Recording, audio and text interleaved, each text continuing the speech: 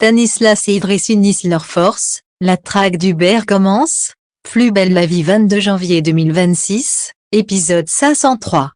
Quels sont les moments forts de l'épisode de Plus belle la vie en avance, TF1, du 22 janvier 2026 en bref PBLV épisode 503 Martin accepte de témoigner au commissariat pour aider Stanislas et Idriss à coincer Hubert Joseph grâce à ses souvenirs de fuite. Un corps découvert sous une dalle, les indices de Martin mènent Asia Slimani, abattu d'une balle de 9 mm à bout portant. Thomas révolutionne le Mistral en imposant 4 ingrédients par plat maximum, un défi créatif salué par Vanessa et Babet. Apolline se confie sur le vaginisme à Steve, qui lui prouve son soutien inconditionnel et gagne son admiration. Idriss poursuit Hubert Joseph à moto dans les rues de Marseille, la course contre la montre pour l'arrêter est lancée. Plus belle la vie en avance, Martin fait preuve d'un grand courage. Luna doit accompagner Martin à la gare, mais Idriss le retient.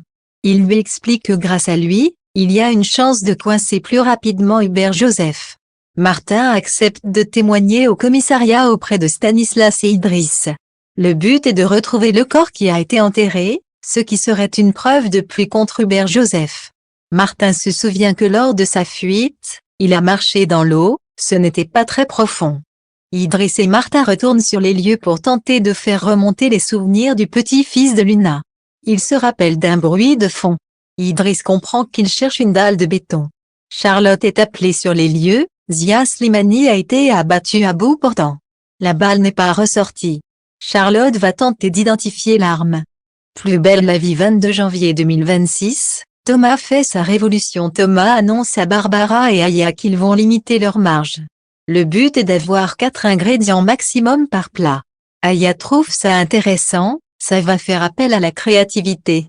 Thomas veille à limiter les dépenses. Barbara n'est pas fan de cette idée, mais au final c'est pas mal du tout. Babet apprécie le goût, un plat sans chichi. Apolline se confie à Steve sur son ressenti à la réunion des femmes victimes de vaginisme. Steve dit qu'il ne quitterait pas sa copine juste parce qu'elle aurait ce souci. Apolline dit à Steve qu'il est un mec en or.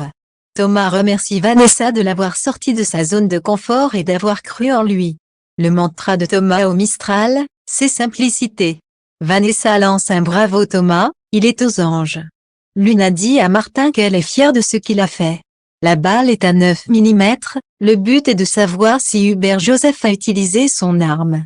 Idriss demande à Martin et Luna de ne pas quitter le commissariat tant que ce n'est pas fini. Idriss se lance dans une course-poursuite d'Hubert Joseph à moto dans les rues de Marseille. La course contre la montre est lancée.